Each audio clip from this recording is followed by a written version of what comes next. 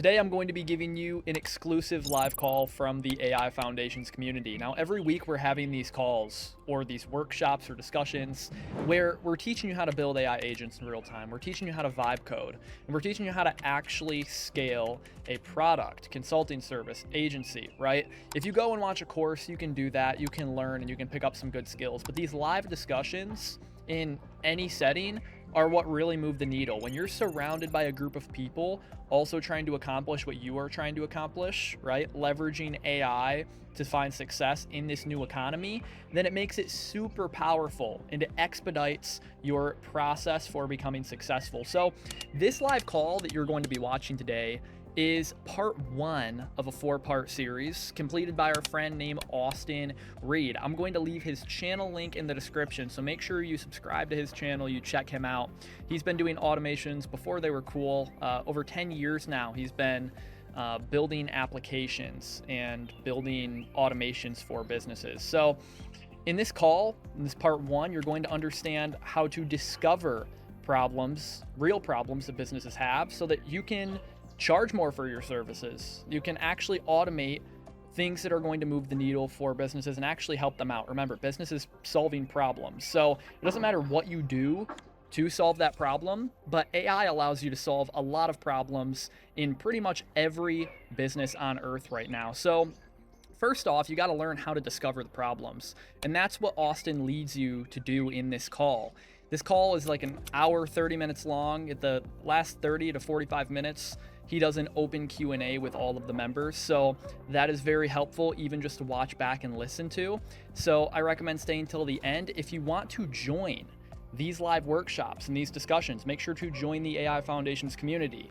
This one is running bi-weekly, I think until the end of July, but we're doing this all the time with different people, different subjects, different topics. But if you really want to succeed in this revolution, then I highly recommend joining a group of people, not only to learn by courses, but to join a community, network on live calls, and meet people who are trying to do the same thing as you, right? Leverage AI. Again, make sure to check out Austin's channel. I'll leave that down in the description below. But with that being said, I hope you enjoyed this video and this live discussion with the AI Foundations community, and I hope to see you on the inside. Hey guys, what's up? I'll let everybody know. Hey guys, how's it going? Welcome, welcome. I hope you guys are having a wonderful day today. Yeah, how you doing? Doing pretty good, man. Doing pretty good. It's storming outside, so it's not bad. Where are you guys from? Where are you guys calling in from? Mumbai. Oh, that's cool. That's really cool. Melbourne, Florida. Nice. I'm out of Indiana. Okay. Okay. We have a bunch of note takers joining the meeting today too. That's good. I'm calling in from Argentina, from Buenos Aires right now. Nice to know. All right, so I think we can get started. So I work well off of a question and answer type of framework, but I did prepare a little bit of stuff to share with you guys beforehand. Just to tell you a little bit more about me. My name is Austin Reed. I'm CEO at Horizon Dev. Basically, what we do is we do automations, both no code and with code. And we've been doing this for a little bit over 4.5 years, but I've been in the automation game for a little bit over a decade. I started out with drop shipping, automating all my drop shipping orders back before a long time ago. I used Python to automate all my drop shipping to eBay, Amazon, things like that. And then I sold that to my mentors and blah, blah, blah. And now we're here. So I've been doing this for quite a while. And I realized that a lot of you guys are getting into automations and that you guys want to sell your automations to people. Some of you guys have agencies, some of you guys are freelancers. So the reason why I'm here is to help you guys bridge the gap between being able to automate and being able to sell your automations and make your clients happy, right? So that's why I'm here today. So with that theme in mind, I'm going to show you guys a quick presentation, and then we're going to open it up for question and answer, especially if you guys have any client calls coming up here soon. I'd love to help you guys frame your first discovery calls to be able to get value and maybe to give value to your clients before you even sell them, okay? So today what we're going to learn about is why clients often ask for the wrong solutions, how to ask better questions and guide your discovery calls a little bit better, questions to reveal pain points, cost inefficiencies, things that the clients might not even know about, and ways to visualize and ways to support value before the client, before you even sell the call, right? So the goal of this today is so that you guys can walk away today with things that you guys can use with your next interaction with any client to be able to provide value and to be able to show them that you're the right guy for the job. Okay. So most most clients, when they ask for automations, they don't even really know what they want. I'll give you an example. So I had this client, Westbound Road. They were a business broker. They reached out to us earlier last year, and they wanted an FAQ email autoresponder. Basically, they had a bunch of businesses for sale, right? And each business had different information. They had different ROIs. They had different EBITDAs. They have different number of employees, right? And so they needed a customer service chatbot to be able to respond to inquiries of people wanting to buy these businesses because every business was different, right? And so we were like, okay, well, yeah, we can build it. How many inquiries are you getting right now a day? And they're like, oh, we're not. And I'm like, what do you mean? They're like, oh, well, we're just starting the outreach. We're just starting, doing our marketing. So we don't have any outreach going out. I was like, okay, well, so I recommend that you guys, don't build this automation yet if you're not already having this problem, right?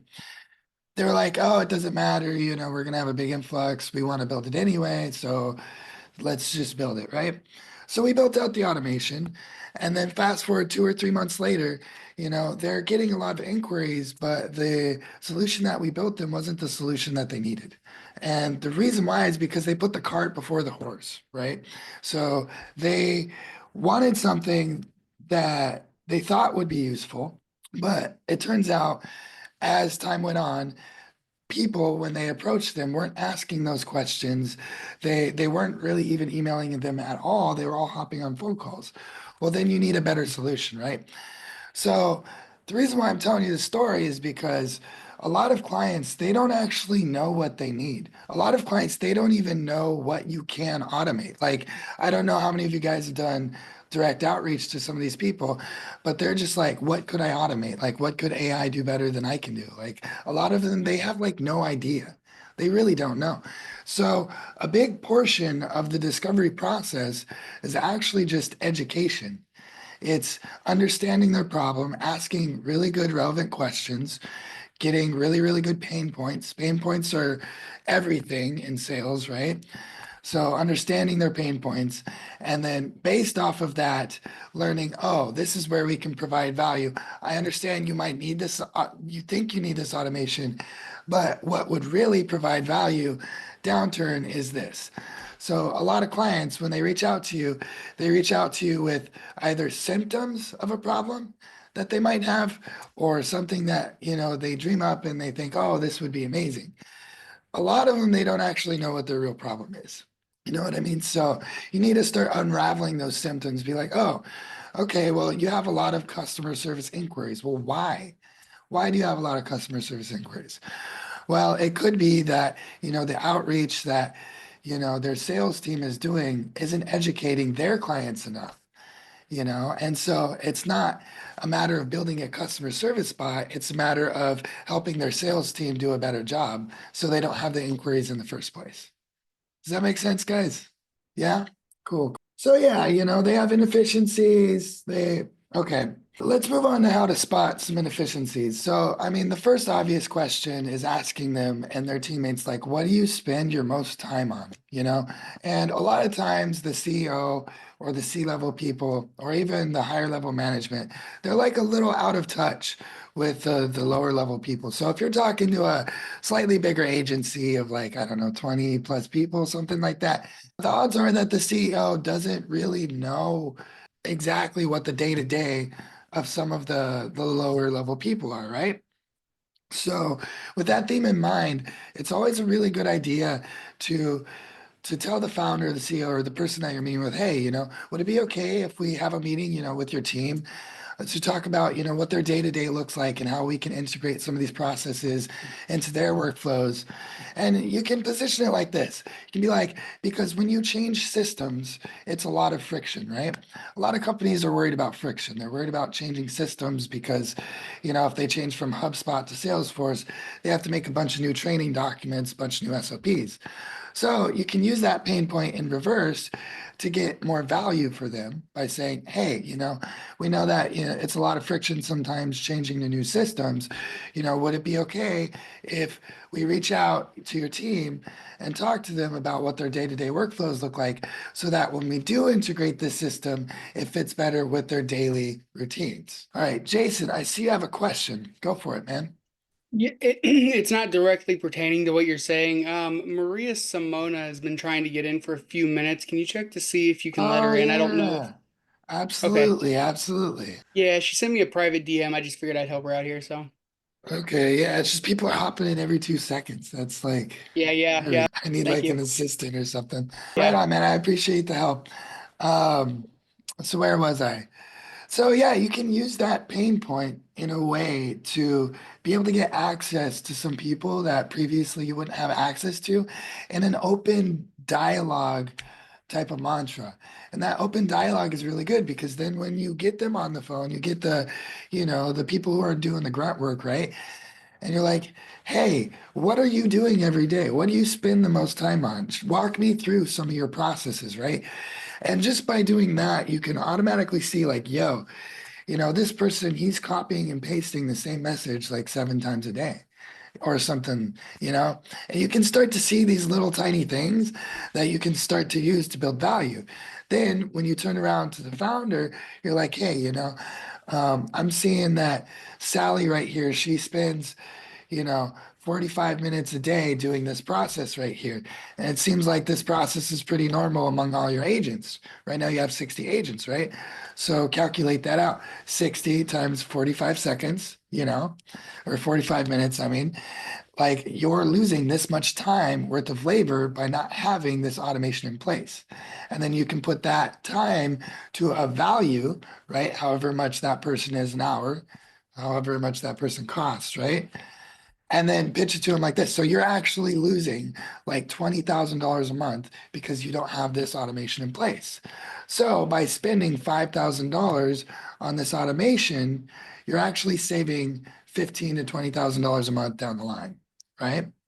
So that's a way to provide and build up value and discover, where automations exist, right? So here I have some pain point questions. I wrote down a few, nothing too crazy. I Sorry, I think have a these, question. yeah, go for it, man. All right, yeah, that's good. So back to kind of stuff on the area we talked about before. Did you use some kind of tools or mechanism to quantify the cost of that they were spending on manual processes? Because I saw you made a term that this is about the savings. So did you use something in regards to that to kind of estimate or some kind of automation to kind of estimate that? Yeah, so it depends on what kind of automation you're selling. So if you're selling an automation to automate a process that they're already actively doing in the company, there's nothing new, not sales related, right? There's no ROI relation to it.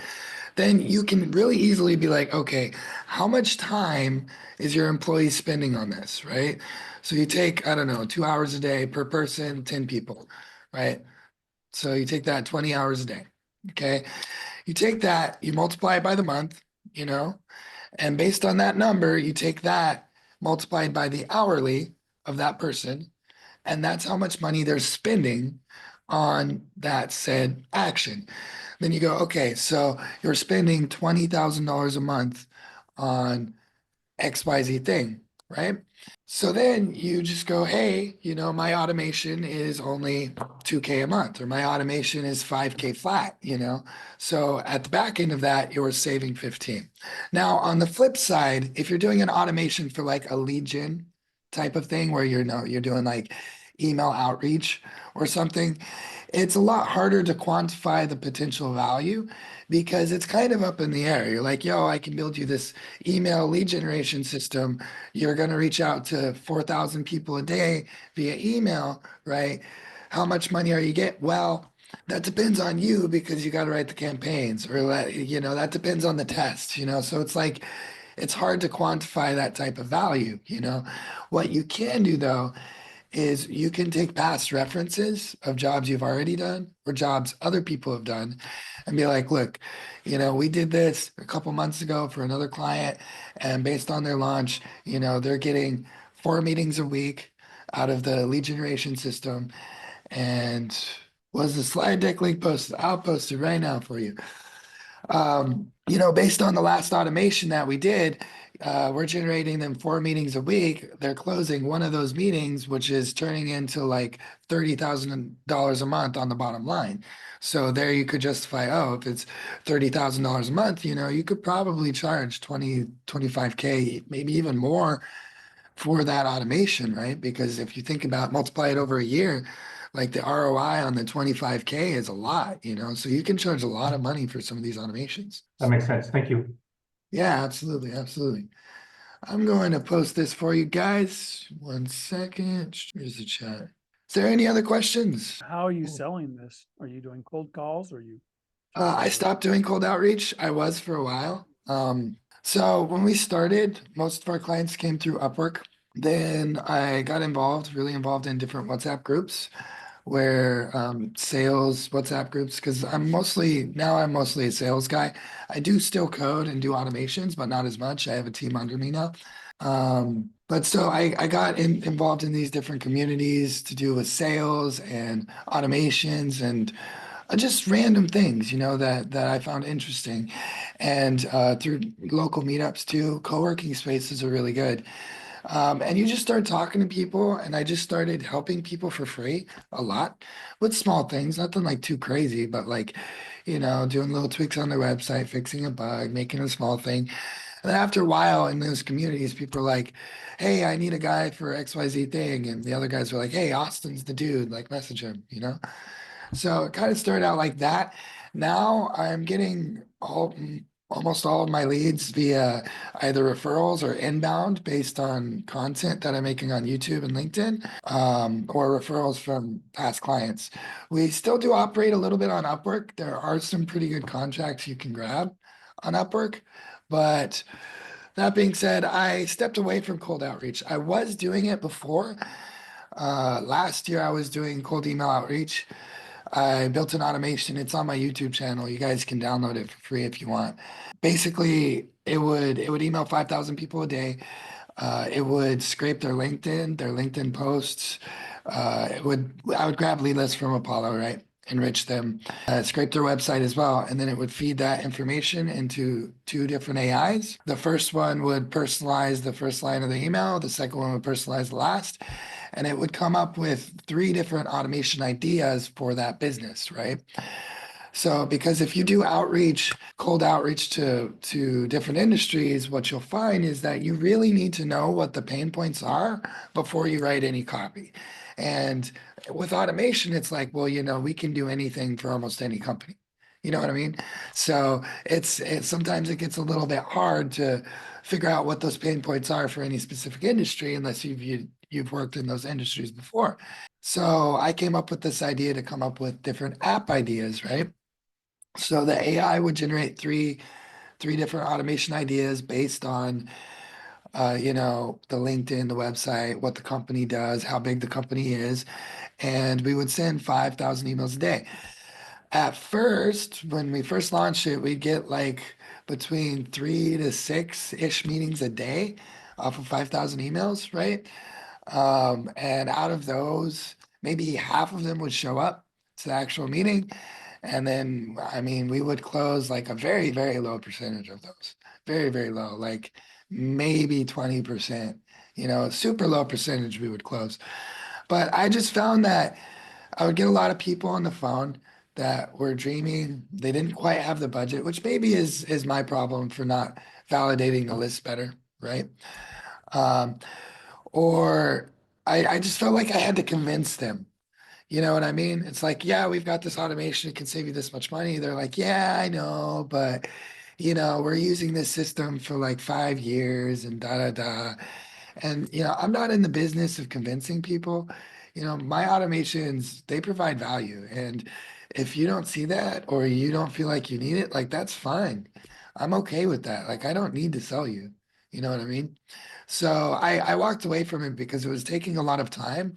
Although I was getting the meetings on autopilot, it was taking too much of my time. Now, I imagine if you set up like an SDR or a BDR to follow up with these leads and to maybe an AE to sell them to do closing calls, that would make a lot more sense. But even then, like the cold outreach game right now is like, I don't know if how many of you guys do cold email and cold LinkedIn. And I think cold calls are a little bit better in this moment because everybody's so saturated with cold email and cold LinkedIn that it's just like hitting spam in a lot of emails because like Google changes, one policy and all your emails land in spam the next day. Like this is happening all the time. Like I know the owner of Smart Leads, Vibe, he's a really good guy. He's a good friend of mine. I know the owner of Lead Magic, Jesse. He's also a really good friend of mine. Like I know the guys who build the systems to do these outreaches. And dude, it's cutthroat. Like every couple of weeks, people are having to pivot. They're having to buy new inboxes. The inboxes, they have like 100 inboxes here, they went down. And it's kind of the same with LinkedIn, because nobody's looking at the messages anymore. It's not working. So cold calls are cutting through the noise more than anything at the moment. But of course, that's a volume play if they ever pick up the phone, right? Yeah, Austin. Yeah. Yeah, Stephen speaking. My question was in relation to, I mean, I've done lots and lots of cold calling myself, and one of the benefits of cold calling is many ways is you can do exactly what you're talking about, in the sense if you can disqualify the people that you're speaking to the point where you can get a good fit. You can you can dig deep into questions, which is great. The only downside to that is you can't necessarily make enough calls to make it worthwhile, depending upon obviously about how much your product is. So the question is it how near or are we near to having, say, like AI make the Mm. outbound cold call? Because I mean, I'm in sales myself, and you see lots of people, lots of gurus talking about how great they are at cold calling and stuff like that. But you never actually see very many of them actually pick up the phone and show you how to do it. But when you No. do see people that have got really, really good systems to do that, they're often they act like doctors. And I can kind of see that when they use that particular process, if it was automated through AI, you'd probably be able to completely take control of the conversation, ask all the right, questions, and actually get it to a point where you can qualify people at scale. I'm not there yet, but I'd like to do it that way. Nice, nice. And where are you from? The UK. Nice. I love the accent, man. It's awesome. So, to answer your question, there were some people. I had a friend named Tim who was playing around with that. In the US, they made a law where you can't do AI-based outbound outreach unless you have consent first.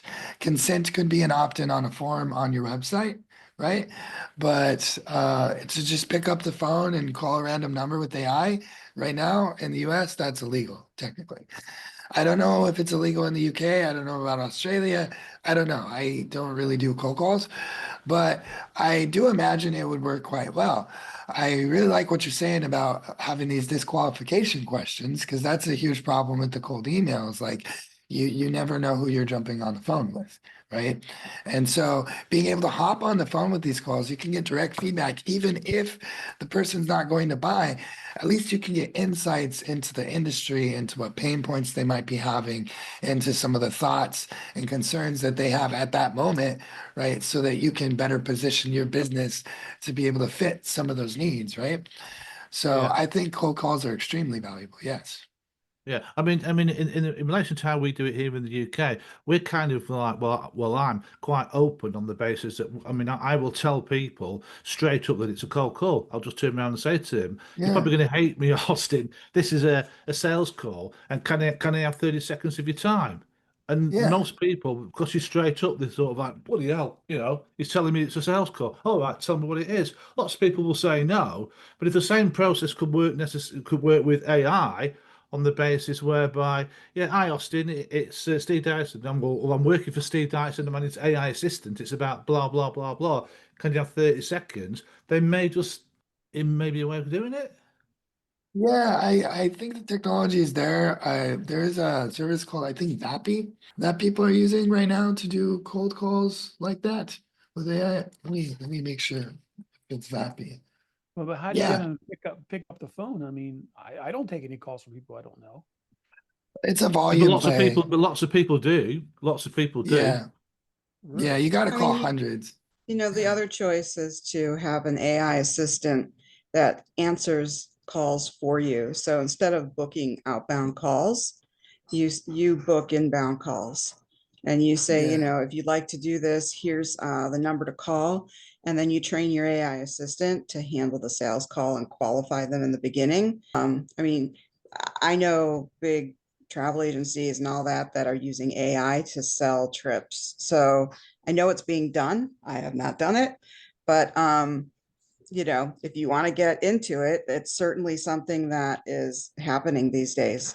So where either they sell a service, a product, or they qualify the person for you and say, I think you're going to be qualified for this amazing offer.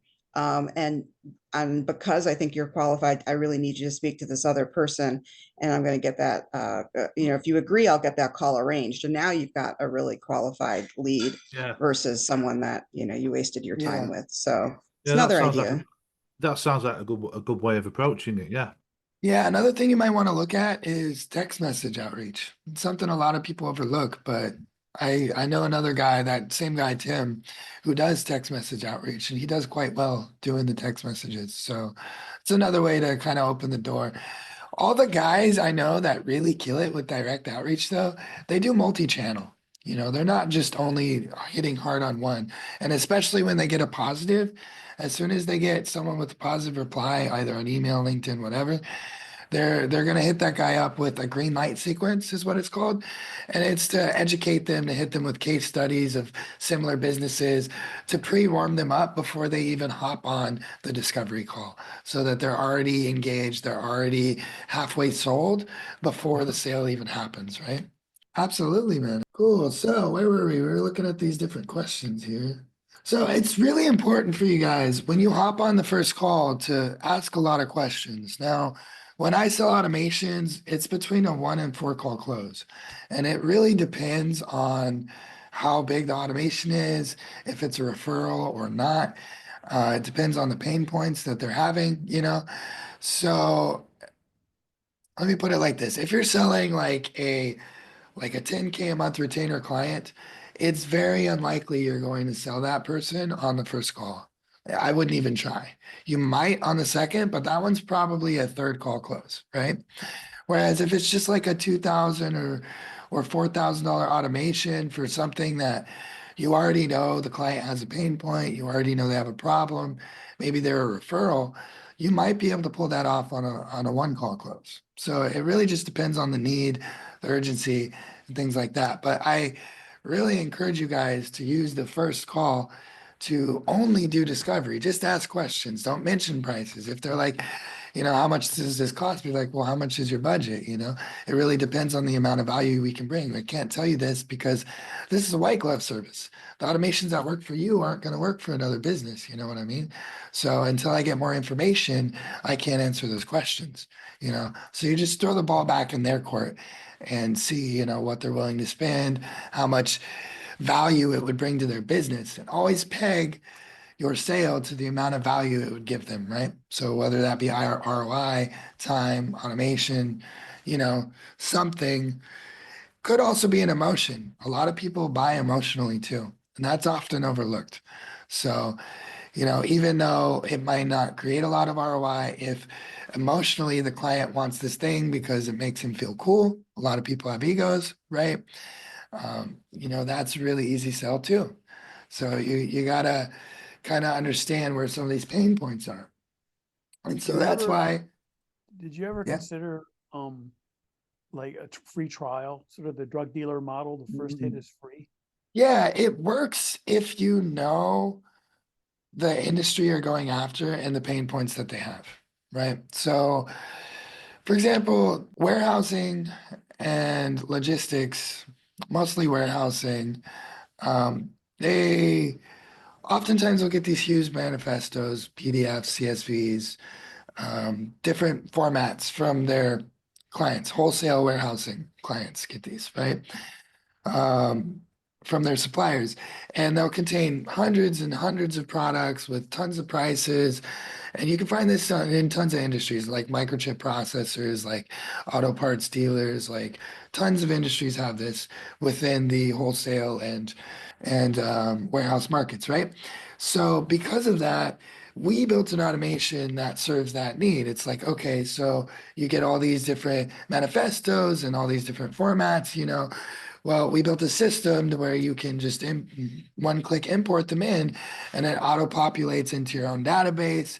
It auto populates on your website. You guys can bulk update pricing. Now your sales team have accurate information when they do their outreach and their calls. You know, now when people visit your website, you know, it's updated instantly. You know, you're getting these people who a lot of times they're slightly older people that are either behind the times or they're handing off their business to their son or something, right? And they're like hung up on these old systems. Well, because we've already built that automation before, we can reach out to those industries, to those people that we know that have that problem, and we can offer a free trial. We can be like, hey, you know, um, we know that a lot of these businesses, they have this problem. Why don't we just give you a free trial, you know, 15 days for you guys to try it out? And if you like it, then, you know, then we'll go for it. Usually on the free trials, though, I would do a retainer based model. It makes a little bit more sense to have a client on a retainer than it does to just sell it to them outright with a license, because why would you give them a free trial in the first place? You know what I'm saying? So also, Subscription based, right? yeah, be subscription based. Absolutely. Like 500 a month, 2K a month, depending on the value, you know. But yes, I think that's good. I know a lot of people, they're selling these automation packs, right? Where they have like a bunch of like tiny automations that they sell, and they use those as like lead magnets to get people's email and to get their phone number and stuff. That works really well too. What we do that works really well is like we'll give free advice, yes, but we'll sell a small automation that's maybe less than $2,000, right? That is small. I don't know how much you guys sell your automations for, but on the higher end, they're like $200,000 plus, right? On the lower end, you know, they're 2K. Anything less than 2K, we wouldn't touch. It's too small. But we'll do something small for them around like the 2K mark, you know, where it's like a simple autoresponder or something like that, right? And based on that autoresponder, we'll use that to open the door to then get conversations with their people and to start asking some of these questions that you guys see from their team members, from them, and to just get an eye on what their systems look like so that we can be like, oh, you know, this automation that we did for your ATS system, talking about a recruitment agency, right? It's automation we did for your ATS system in Crelate. We can do the same automation for your HubSpot, you know, so we can flip it and do it for the sales team too. That way you guys are saving even more time, right? And then you can start stacking on the value of these clients. And so a lot of our clients, um, our biggest client that we have right now, we started off really small. You know, it wasn't like oh, we're gonna do a $200,000-$300,000 build. It wasn't like that. It was like, oh, you know, we're gonna start out with, let me just automate this one little tiny thing, and let me automate this other thing, and then all of a sudden we're on retainer, and then we're doing big things. And now all of a sudden we're responsible for their entire system. See what I'm saying? So things kind of snowball based off of that. And it's always good to get a foot in the door, because getting a business owner to say yes to a sub $5,000 product is pretty easy. Getting them to say yes to a 10K to 20K, it's not too difficult, but there's definitely some friction there, right? But if you're trying to get them on like a 10K a month retainer, that's where it's like you got to be a referral, or you got to have like clear value proposition immediately out the door, or you just got to build it up. You have to have that history with those clients, right? You just add to the retainer for the second add-on, or do you just say a new price, or does it run separate, like separate subscriptions for different automations? Yeah, I mean, you can do technically whatever you want So you can sell, you can be like, yeah, this one's 500 a month, this one's 1,000 a month, blah, blah, blah. So you start stacking it that way. You could give them a certain amount of development hours a month, right? So we do that with some of our clients where it's like, okay, for 2K a month, you get 40 development hours a month. And based on that, we'll build as many automations as we can for you. You guys own them, it's on your systems. If we host it, you're paying us a subscription model, depending on what it is. So yeah, you can stack it on that way. You can also do value adds. It depends on how big the client is and how much of a immediate need they need, right? So some clients, they want to have you on call, you know, and that costs a premium to have that. Other clients, they're okay if you put them on retainer, they'll like message you once every couple months with like a tiny change, and they're okay if it takes you 1 or 2 weeks to get it done. Those clients you can charge a lot less. So, does anybody have any upcoming discovery calls? Maybe we can come up with some really good questions for the call to provide value and really dig out those pain points and stuff. I do, but You do. Okay. yeah, but I mean, what I know is that I will end up partnering with someone else to do it because I know the automation is far beyond me. And that Okay. was another question is, like bird dogs, like finding bird dogs to help you if you're trying to sell. But in my case, I am the bird dog. I have a friend who's the president of an energy company, and they're like, how can you help us? And I said, that's a great question. Tell me about your business and what you do. And he did, and it's all super complex. So the first thing I did was go to Gemini and do deep research on the industry, on his business, on everything that they do. And I asked Gemini, like, where could I use AI to automate things to either save time or make it more profitable? And I mean, it came back with a huge list, which is all very heady because it's all very complex. All of their requests were super complex. So I have another call with them on Monday. And what I was going to try and do was say, here are some simple places to start, I think. And would you be interested in them? And then we could, try and work together and build some initial APIs and have some success and then start building on that versus proposing a $200,000 job to them. So Nice. that's kind of where I'm at with it, but I'm open to suggestions by all means. So Yeah. So there are some agencies that do white label services that can help aid you in the sales calls. We do that service as well. So, we'll build automations for other people and turn it in as if we're them, right? mhm. That being said, using Gemini to come up with automation ideas is good, but a lot of times it lacks a bit of context as to the day-to-day business ops. So sometimes it would miss the mark, right?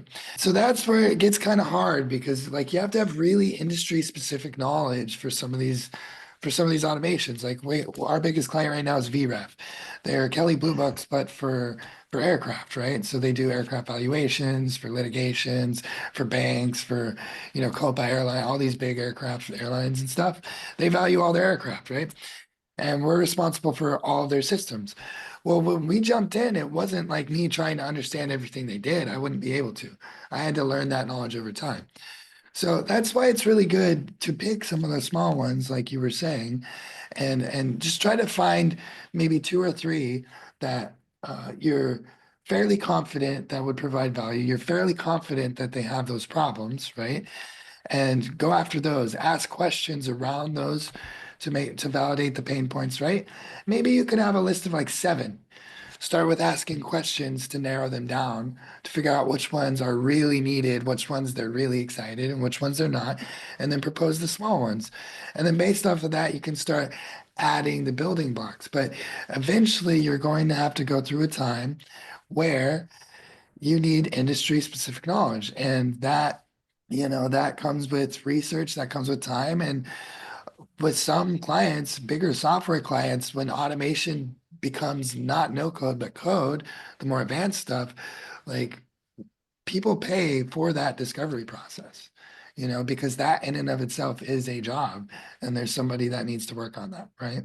Totally. And I I agree with you. And what I said to them was I would do preliminary research just as a friend, because he's my friend first. And Yeah, I said, I'll do that first and see what this comes up with. But at some point, that stops and then the money begins. And he understands because he's a consultant or has been in the past.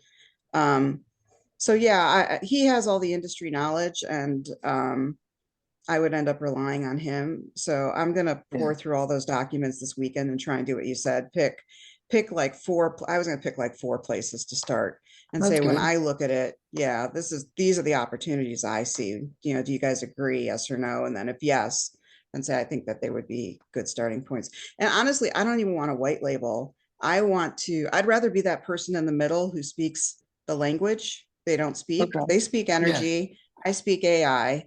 Let me be your AI head or lead, whatever, and then I will source the sources that will execute for you. that's good. So that's kind of what I was thinking. Definitely. Yeah, but I like your idea too, and you're right. Definitely going to have industry expertise, I think, to pull off the larger opportunities. So Yeah, definitely, definitely. But that, and like I said, that expertise you can build on over time. It doesn't need to start day one, If you can just get your foot in the door, get conversations started, open up the communications with some of the other team members, right? Because everybody has different insights. Some people, they don't have all the industry knowledge that the C-level people have, and so they can talk a little bit more your language that you understand, where the C-level people, they have so much stuff going on, they don't even know what to say. You know what I'm saying? right, yeah, totally. And those are who I'm having my calls with. So the C-level Yeah. people. So, and of course they have the huge vision, right? Like the Yes. things they're asking for, I'm just like, there's already entities set up in AI that are delivering those services that are charging significant amount of money. So I'm like, if I wanted to build this Gemini, what would it take? And they're like, yeah, you don't want to build this. Like Gemini comes back and says, you don't want to build this. It's too, like, you would have to have all these things. And I'm like, I get it. So Yeah. anyway, that's why it's going to be interesting to try and bring them from, 1,000,000 feet up to at least 50,000 feet down. So Yeah, yeah. And you find a lot of clients, they get this dream, like they want to build their own CRM or something. It's like there's 1,000 CRMs out there. Just use one of the ones that are already built. You want to build your own CRM? Okay. Do you have $100,000 to drop right now to build the CRM and then like another $20,000 a year to maintain based on scope creep? Based on all those problems, and they don't really understand the concept of like, yeah, if you have like an app, if you build these things, like stuff gets out of date and it doesn't take very long. If you don't do updates for 2 years on the app, you got to build a new one. You know what I yeah, mean? They yeah, don't they that's a don't good get point. that. So That's a really good you point. can use that as fuel also to be like, look, man, like I could build this for you. This is what that would look like. I don't recommend you do this. I recommend instead that we find a solution that fits within your needs.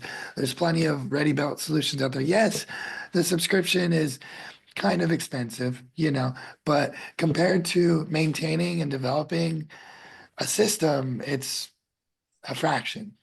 You know what I It's mean? actually quite cheap, right? And the Yeah, reason that's only that much, because if you tried to build it, it would be 500,000, 1,000,000, $2,000,000, whatever. But they have a whole bunch of subscribers that pay for it, which is how they can afford to maintain it. So I think I right. need to, yeah, wrap their head around that. So Okay, cool. thank you. Absolutely. Back to your point, the existing CRMs suck. I mean, I They use do. Service every day. Maybe an automation that would augment ServiceNow, because ServiceNow is, I don't like the language, but retarded. Yes. No, I agree. A lot of CRMs really, really suck. And I see the appeal, but people also don't understand the amount of work that comes into it. People think you can build an app with like one person and lovable, but it's not very realistic. You know what I mean? Like building a CRM takes like a team of 6 people, like 3 to 6 months, you know? Yeah. So yeah, no, I totally get it. So we have a question from Michael. You've been waiting quite a while, man. Go Oh, for it. thanks, Austin. This is a really cool opportunity, and I'm just like a sponge, just soaking up everything. So I appreciate the opportunity to be here. My question might be not for this group, but I'm going to throw it out there anyway, just to get some feedback from you. So I'll be putting up, I'm building a bookkeeping service, and I thought to use offering a personal spreadsheet to customers to be able to do their monthly budget, because around US, nobody keeps a budget. And if you get a budget, you can save money and so forth and so on. So it's a, value added thing to a lot of people. So I'll be launching that because I'm working with the AI Foundations and a team to do that. And one of the things I'll do is I'm going to have a discovery call based on my YouTube video. And so I'm putting together a list of questions to ask so that I can improve the video to get more eyeballs and so forth and so on. So am I in the wrong place here for that question, or what? I mean, I can give you some insight. So, because I also do YouTube. Your first 30 seconds are the most important. You really got to watch your body language. You got to watch your tone of voice. You got to watch your cadence. It's a lot to explain in a short amount of time. It's really important that you're friendly with the camera, and your first 30 seconds is This is going to be a live call on you. okay. They're going to book an appointment through Calendly, and then I'm going to give them a free copy of the spreadsheet, and I'm going to ask them, hey, why did you come to this website? Why did you make the call? Oh, So I okay. can why they think the spreadsheet is important, so I can tune my next video to have more eyeballs. Got you. So, okay. Yeah, why did you come here? First of all, what value do you intend to get out of this spreadsheet? What are the outcomes you're looking to receive, right? What are some things that I would say it's budget related? So it'd be like, what are some things that you believe that you're spending too much money on? What are things you believe you're not spending enough money on? Where are some places you think you could save more money, right? Because they don't know until they start using the spreadsheet, you know? Okay. So you can start building out these fallacies, and then later you can use that as a pain point or a hook in a video that says, most people believe they're spending too much money on restaurants, but in reality, they're not. They're spending too much money on this instead. Just something like that to kind of help you build a hook for the next video as well. Got to be really creative about it. Just think about the outcome and the emotion, right? Because yes, it's money related, but for most people, it's an emotion. So Mhm. if you make your questions more emotional based, you might have a Okay. better outcome.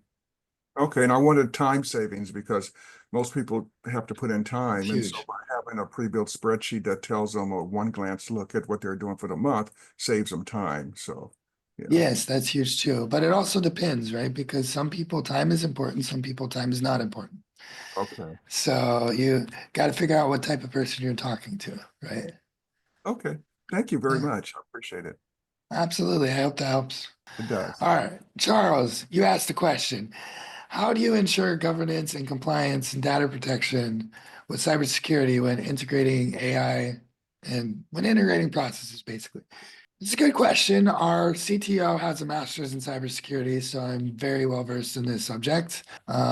First of all, if you're using N8N, you shouldn't be touching anything medical or financial, pretty much, period, or government, period. And the reason why is because N8N is built on Vue. It's a JavaScript based framework, but it's kind of out of date. And there are some vulnerabilities in the system that people could exploit. Most likely never going to happen, right? But if you want to ensure HIPAA compliance, right? If you want to ensure OWASP compliance, OWASP is it's compliance for cybersecurity. If you guys don't know, HIPAA compliance is compliance for healthcare stuff, right? If you want to ensure compliance for these two things, you shouldn't be using N8N. How do you ensure it? Well, my first recommendation is to just avoid those types of clients, right? Because there is a huge amount of people trying to get access to that information. So you might get targeted, right? And number two, the amount of knowledge you have to have in cybersecurity to be able to defend those types of attacks is quite large. Even though we have someone on staff who has a master's in cybersecurity, We do not take on those types of projects, right? That being said, number one, self-host, right? You don't want self-host, but know what you're doing. You don't want somebody else, N8N, Make, whoever, to get hacked and it's not your fault. You're not responsible for that. You want to be responsible for those things. Number two, you got to understand as a developer, when you develop those things, you are the first one liable when somebody gets hacked. Therefore, if they steal a bunch of sensitive information, you're the one who's on the hook for the damages that are caused by that. Okay. So you can get insurance for this. It's quite expensive, but you can get like $1 million in coverage for cybersecurity stuff. It's useful if you're working on big contracts. It's extremely useful if you're working in these 3 high-risk industries, right? But basically, you just need to ensure that everything data related is being self-hosted somewhere or hosted in a service that's very, very safe, right? Supabase is decent, but Supabase is just AWS. You have 2 vectors of attack there. You have AWS and Supabase. Be better just to use AWS directly, right? So a lot of these easy tools that you guys use, easy comes at a cost. Easy means it's a little bit more vulnerable than other things, right? The more security driven something is, the harder it is to use, the more security codes, the more loops you have to go through to get them to work, right? Yeah, we can have a call. I'll save that information and we'll do that. We'll make that happen, okay? I'll message you later today. All right. I hope that answers your question. I know that that's a very complex question. It's a very hard one. Honestly, the likelihood you guys are going to get hacked is pretty low, but it definitely gets bigger in the high risk industries. So for most of you guys, I wouldn't worry about it. But if you do want to take on these high risk industries, I think it's really important to research the systems you use and to really know what you're doing to verse yourself into cybersecurity. That's the short answer. There's no real shortcut there, unfortunately. Chime on that. I work in the industry. Yeah, if you set something like that up, you have to have controls in place. You have to have audit team. You have to have all that set up. Yeah, it's a lot. You have to hack your own systems. You have to pen test your own stuff. A lot of people don't realize that. They put security in place. They're like, okay, we're good. Like, no, have you tried to hack it yet? Have you tried to break your own system? What does that look like? NIST has a bunch of documents that lay out the framework. Just search NIST protection of data or whatever, and it gives you a lot of frameworks and documents that you can use to apply to an automation. That's a really good idea. Yeah. I like that. I'll check that out. Also, you guys can check out OWASP as well. If you guys are OWASP compliant, you're probably doing pretty good. And if you're OWASP compliant and you have insurance, your insurance will cover the damages, not you. So keep that in mind. All right. Do we have any other questions, guys? We've got some juicy stuff in here. I have a question, but I mean, I came late to the whole thing, but I don't know you, and I don't know your background. Can you explain? Absolutely. So my name is Austin Reed. I'm CEO at Horizon Dev. We've been doing automations for a little bit over 4.5 years. I personally have been doing automations for a little bit over a decade. I started a long time ago with drop shipping.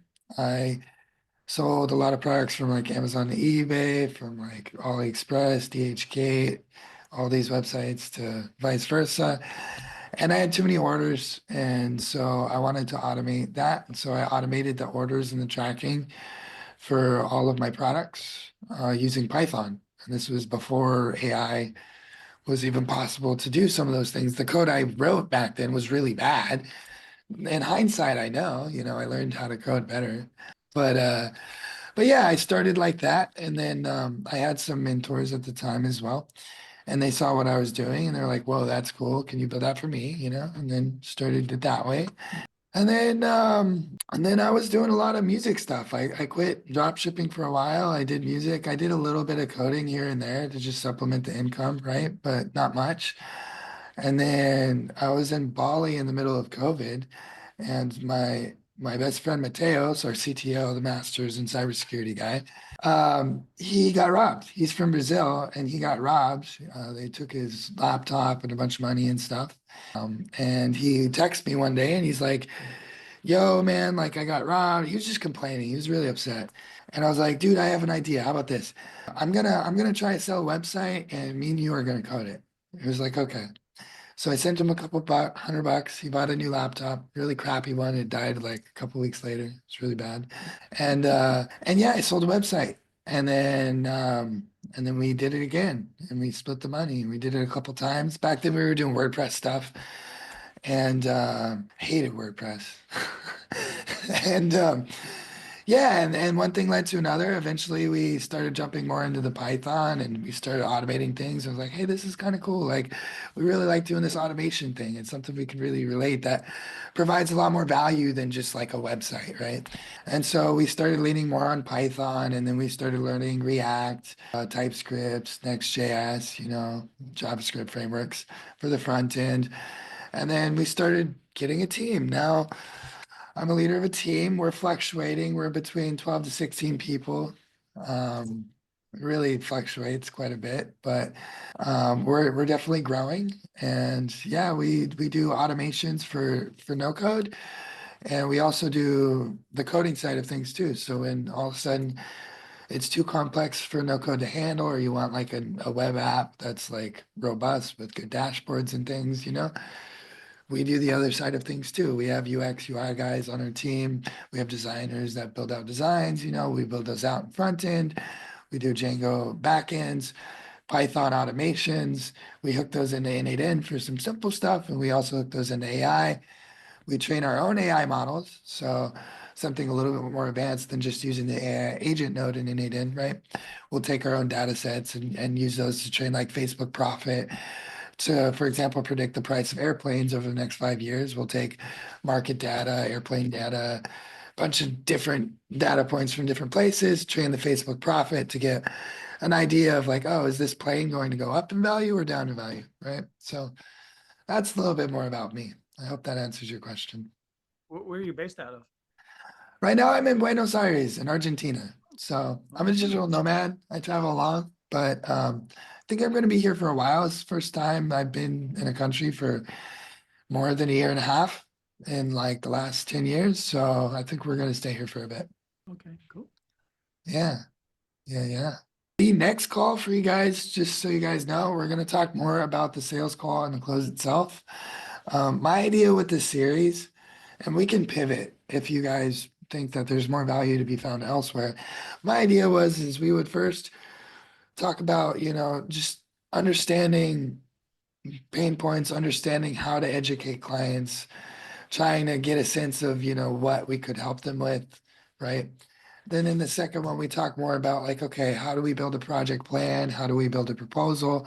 How do we present this? Of course, that comes in different forms, you know?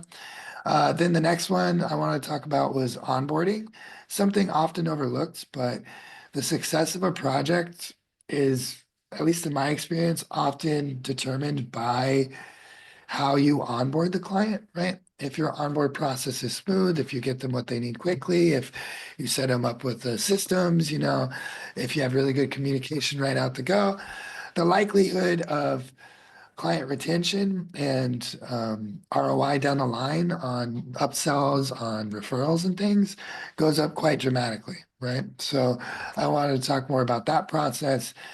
And then finally, I wanted to talk about what happens after you turn in the project, because there's a lot of ROI that I think people leave on the table because they're just not asking the right questions. They're not doing the right follow-ups. They're not getting testimonials in the form of video or, different things from the client. Yes, this will be recorded. I believe it will be posted to the group a couple hours after this, right? But yeah, so that's the plan I have for this 4-part series. That being said, if there are other topics that you guys would like to cover, I mean, I'm all ears. Also with Q&A, don't feel pressured to ask questions only about this topic. I'm open to ask questions about anything, really. So just hit me with whatever you got and I'll do my best to help you guys out. That's good. Appreciate it. Absolutely. Well, Before I go, if you guys have any more questions, I do. Hi, my name is Sharon. I'm speaking from Mumbai. I'm a musician and an artist, and I'm primarily trying to do this for myself as a product because I'm an artist and I need like regular social media content. I run a virtual production studio here. I'm an Unreal Engine evangelist here in Mumbai, and the studio has its own demons to deal with, and my artistic career as an artist, as a singer, as an actor also needs its own mileage, right? So in yeah, my effort to kind of make sure that both of them work well, I've been learning automation and I stumbled into it and I'm really happy. I'm also a technologist of sorts, so it did come naturally to me, and I'm also an engineer. So the algorithmic flow is not new to me. However, I've been like speaking to peers and colleagues, like there are many entrepreneurs like myself over here who kind of have put in automation into their outputs as such in terms of what needs to be done. For example, like HeyGen or using 11 Labs to kind of do short form content, maybe slightly long form content, yes, and kind of like just like magically produce things by sending a WhatsApp note and then just like making things happen, and have my staff and my team to kind of oversee stuff what otherwise they would normally physically do, right?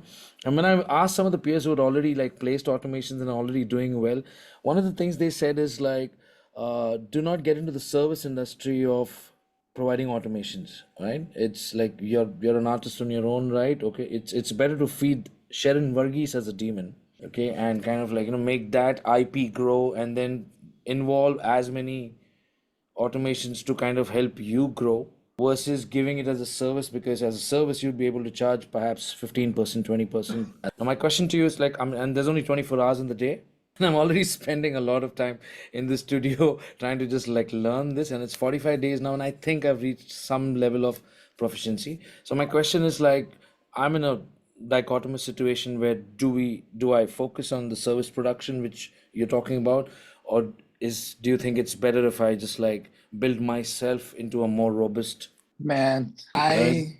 I I know it's completely more personal. understand Sorry. this. You I do? get it because I'm also a musician and I was a full-time musician for a long time, trying to do both things, business and musician, right? So I completely understand you. And I think to this answer is really personal, bro. I can only tell you based on my experience what I've discovered. But by no means take this as like a rule of thumb. Okay. First of all, in the music career, you need a lot of money for ads. You need money for equipment. You need money for, building videos, doing all the things for traveling. If you're doing concerts, you need money for merch. You need money to, I mean, there's 1,000 things, right? And it's really hard as a musician just to generate that income only doing music. So, in that aspect, what I was doing was I was using the business to help fuel some of those processes. And I think it really helped out. That being said, is yes, there's only 24 hours in a day, and there's too much to focus on. If you're running a business and trying to be a full-time musician, you're gonna do one of them kind of like this, or both of them kind of like this, right? Because a business is a 24 hours a day thing. Music is a 24 hours a day thing, right? You got to be the video editor, you got to be the composer, you got to sing, you got to record, you got to be emailing people, you got to respond to comments, you got to post things, there's 1,000 things you got to do as a musician, right? So, in that aspect, I believe you should work on what you feel is the most important in the moment, right? So, if it gives you more energy to work on the music stuff, then I believe you should be working on the music stuff. Now, if it gives you more energy to work on the automations, or if it gives you more leverage, a little bit more time, then maybe that makes more sense, right?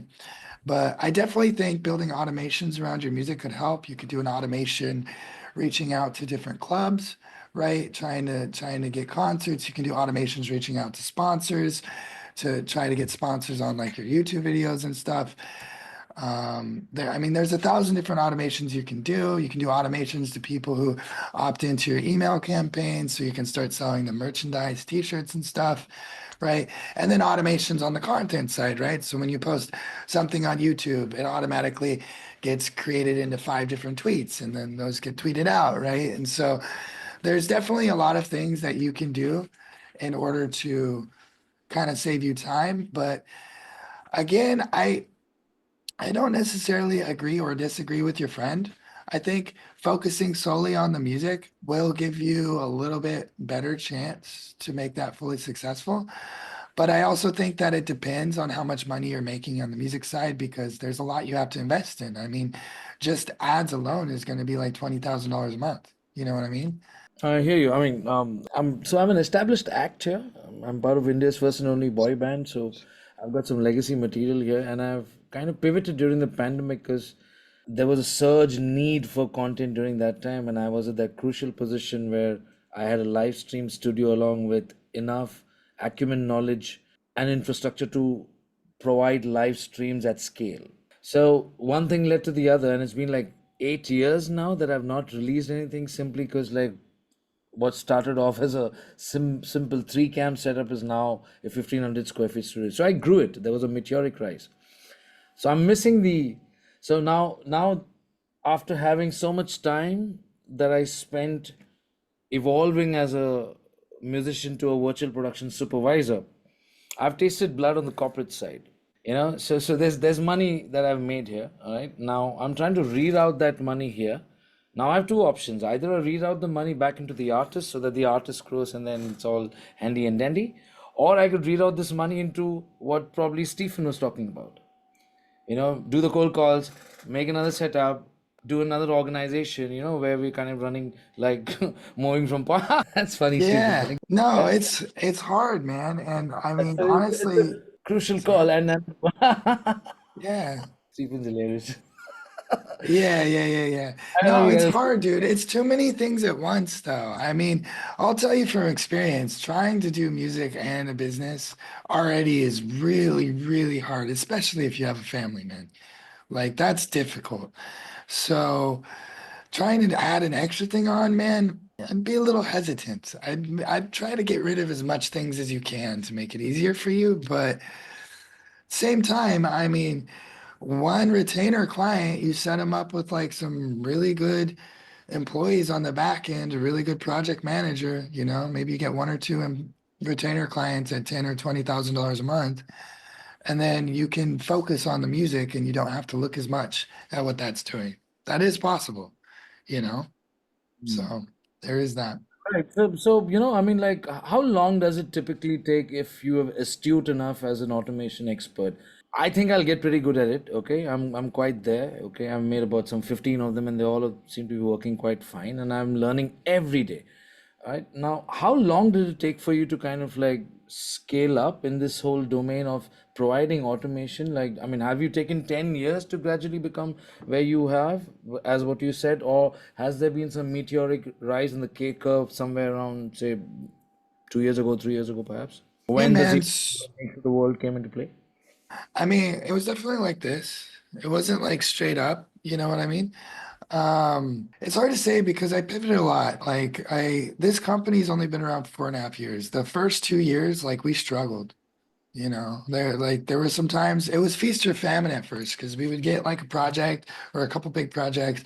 Me and my business partner would work on it, and then I would stop doing sales, you know, and we'd keep working on the project. And then project's done, we get paid a bunch of money, and we're like, oh yeah, we're good, but then we have no more projects, And so it was like this for a while, And I think Sorry.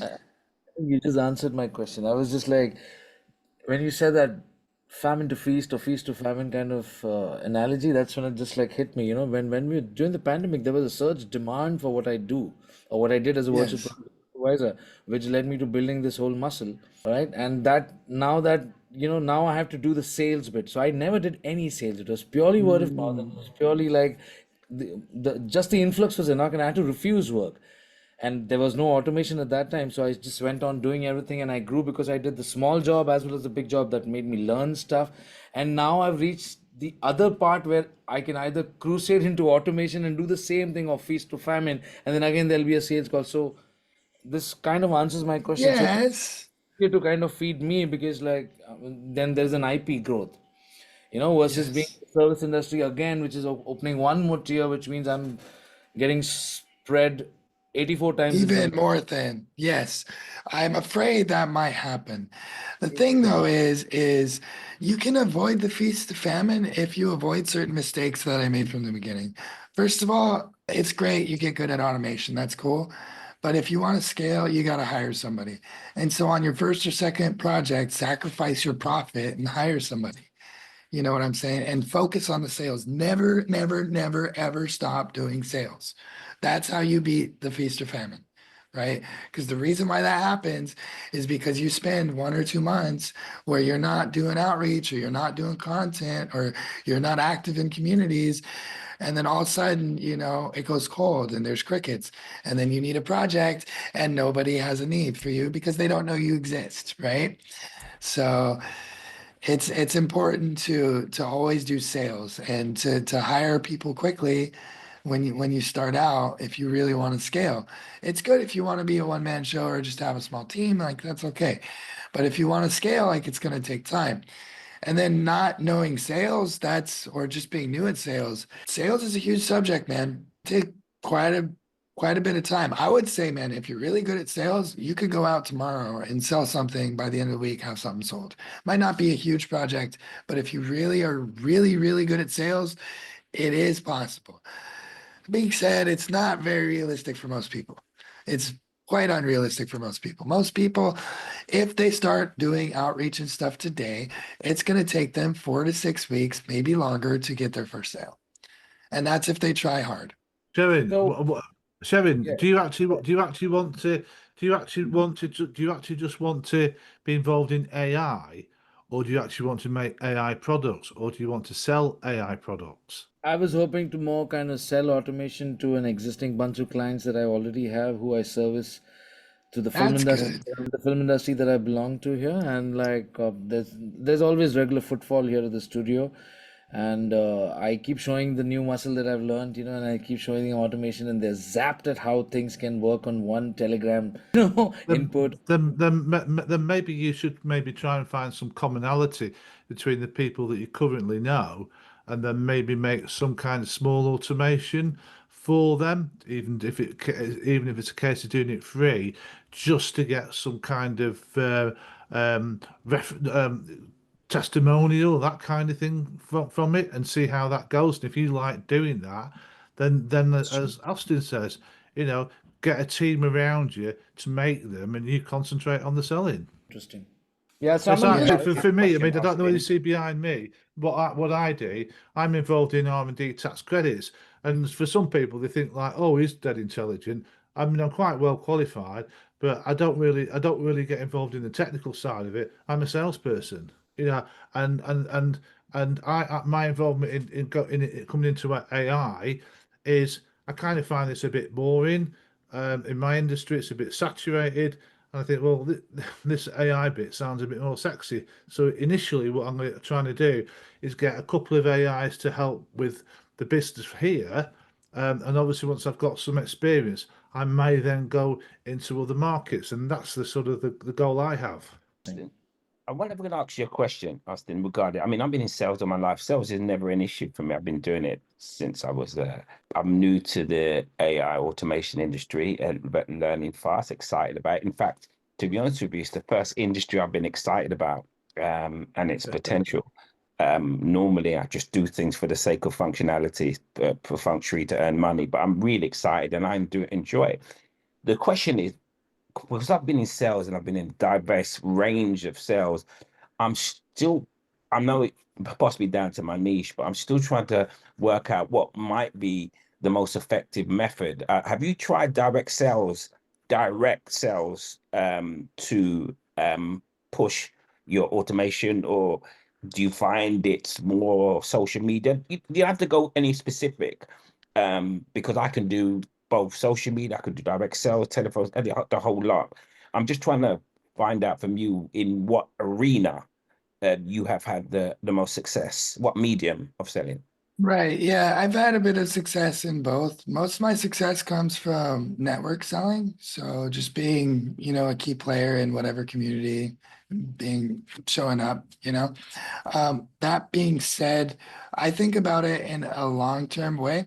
Direct sales that's a short-term play, in my opinion. The channels change, it's very transactional.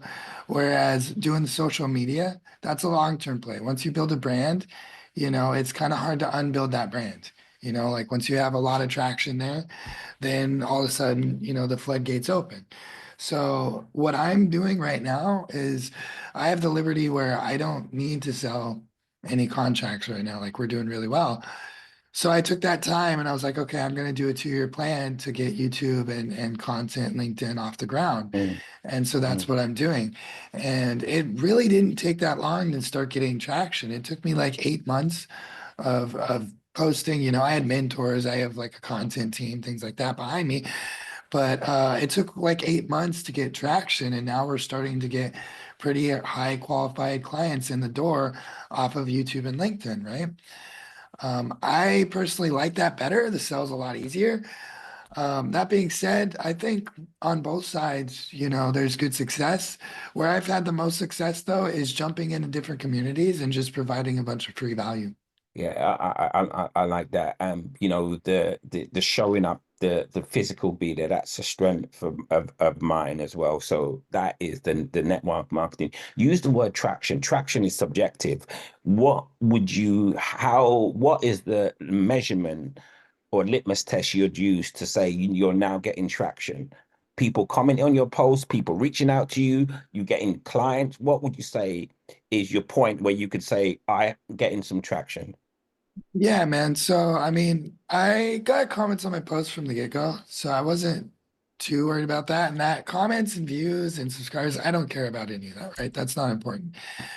For me, watch time is important on YouTube just because that's the name of the game. Outside of that, and click-through rate, obviously, to get more eyeballs on the video. But other than that, I don't pay attention to any metrics. But when I really started seeing traction is when I started seeing people start to reach out to me directly saying, hey, I saw your YouTube, I saw your school community, I saw your LinkedIn post. I would like you to help me with, XYZ automation. Now, at first, they were extremely unqualified. They didn't have a budget or they had unrealistic expectations or XYZ thing, right? But now, like, I'm getting some quite qualified people. I'm getting people that are making videos applying to be my client. You see what I'm Mm, saying? And so yeah. like that's a flip side. Not only Mm, that, but we're also getting sponsors reaching out trying to sponsor YouTube. And I'm like, I won't do it. But just seeing that those opportunities come in the door, I'm like, okay, this validates it. Even like I think the first time someone reached out to do an automation, it was like 5 or 6 months in. And it was a small job. We referred it out to somebody else. We didn't take it on, but it validated like, okay, this is mm. working. You know what I mean? This content game is working. Although it's a slow game, it takes time.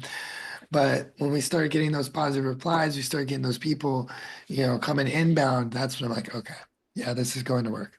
Okay. I mean, one more question, but I'd love you to put your YouTube channel so I could Absolutely. take a Yeah. look at. So, with regards to, did you develop a brand identity? And if you did, was it by accident or was it by default? A little bit of both. So hold on, this is gonna autoplay. Let me pause that.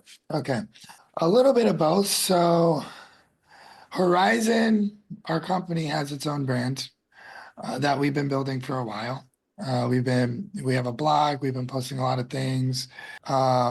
When I switched over to YouTube and doing the content stuff, I had a lot of mentors. Roberto Blake, he's a really famous YouTuber. He was one of my mentors. I have calls with him sometimes.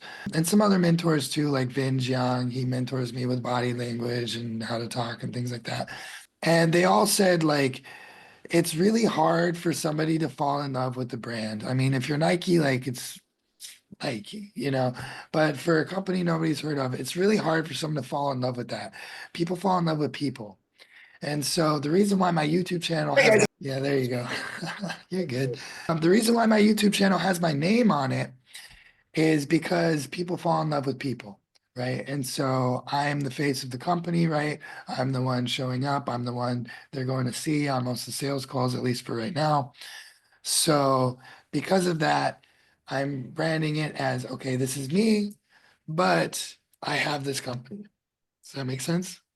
Yeah, no, it makes absolute sense because when I look at a brand identity within that brand, and I'm talking about the brand voice, and I'm just looking here at your, whether it's a brand corporate, but your brand voice is your own personal self. So that's what I was just trying to understand, because you obviously, I think a lot of people try and throw a lot of SIHT against the wall and hope it sticks, without having any clear, without having any kind of strategic voice or consistent voice out there that people can relate to. Because we all know that some people are going to like you, some people are going to not.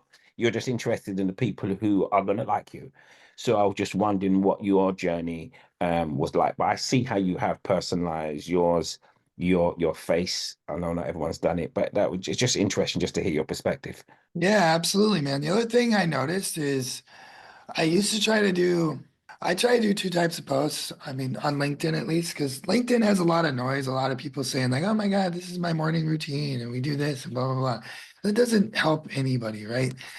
Um, what I found is telling real stories of shit that actually happened to me, how things went wrong, failures I've had, problems I've had, allows people to be like, hey man, that guy's a human. Like that's real. That paired with real value. Instead of posting like XYZ copy paste, here's how to use an AI agent, like I can teach you that too. And I have some videos on that. I really try to dive deep into like, look, here's a recruitment automation we made for a recruitment company. Download it for free. It's yours. Like here's how I built it. Here you can see what my thought process was so that if you encounter these situations, you can build it for yourself. And by providing that value up front and at the same time being vulnerable and being like, yo, I'm human. I make mistakes all the time. We all do. By showing that, I think it's allowed people to gravitate towards me. Yeah, no, I get that.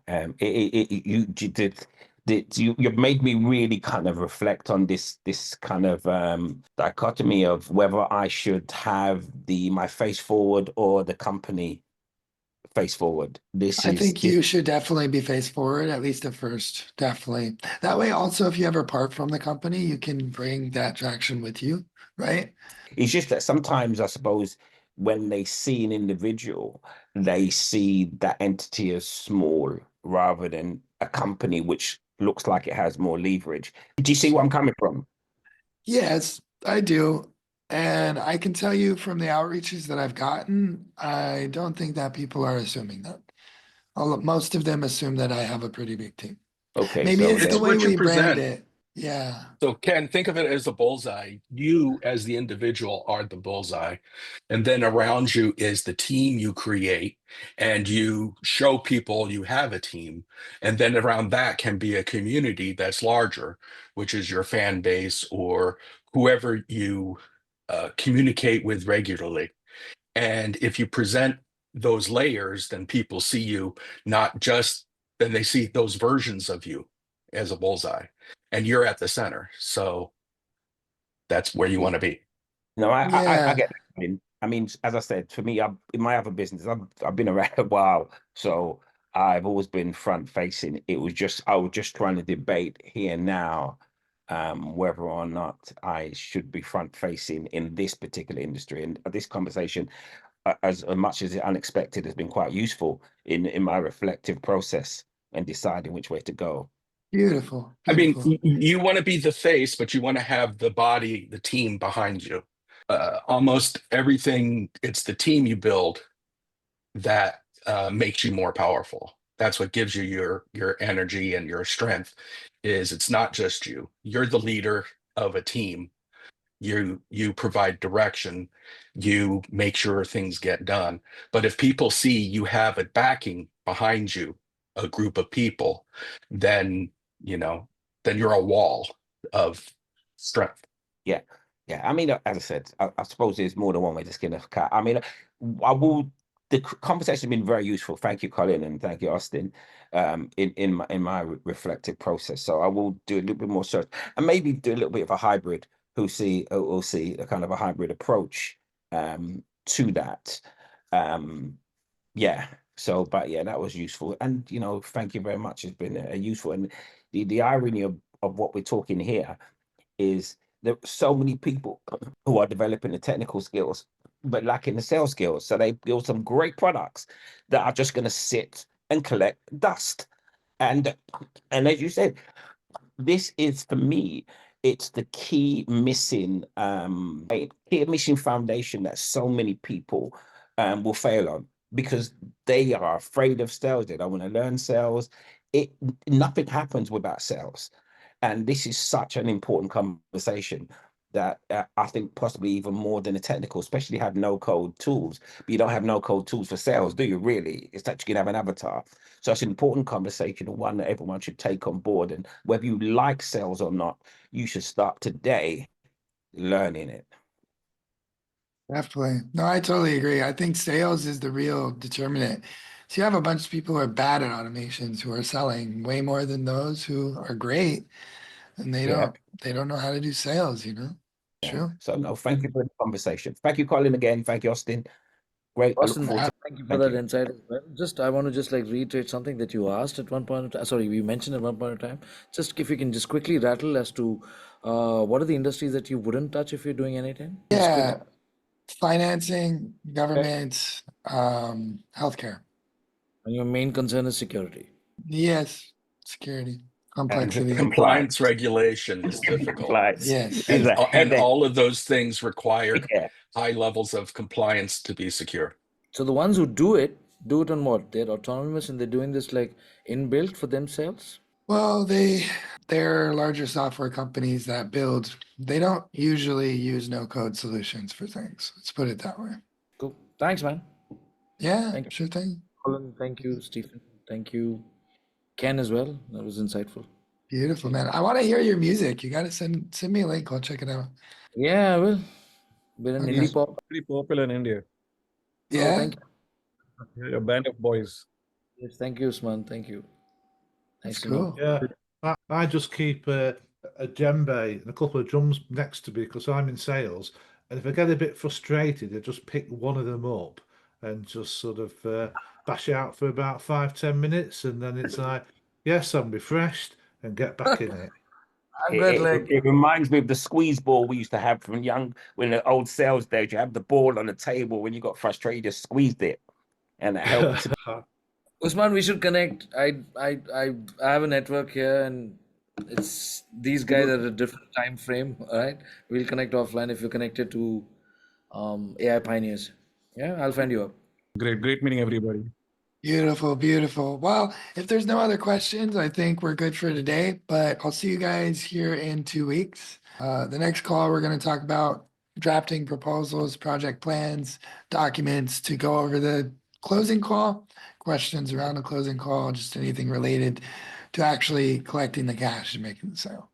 Okay. Yeah. Proposals, yeah. In my world, Austin, just before you go, some people talk about, when you're writing proposals, about charging for your proposal up front, otherwise you're just documenting your stupidity. Are you giving it away for Yeah. free? Yes. I think that there's value on both sides because in one aspect, the proposal is also a project plan if you do it right. And you could offer that almost as a lead magnet or a value add to Yeah. get them on the hook, right? We, with some of our bigger projects, will offer a free design in Figma before we do an engagement. There are other people that charge for that, right? I think to each his own. I think they both work, you know? Yeah. I mean, interesting to see interesting to learn and see what you do. Definitely. Brilliant. Thank Excited. you. All right, guys. Well, I appreciate your time. If you guys have any questions outside of this, you can hit me up in the school group. I'd be happy to answer any questions you have. And I hope you guys have a wonderful day wherever you guys are, okay? Thanks very much. Thank you. All right. Take it easy, you guys. Bye. Cheers. Thank you.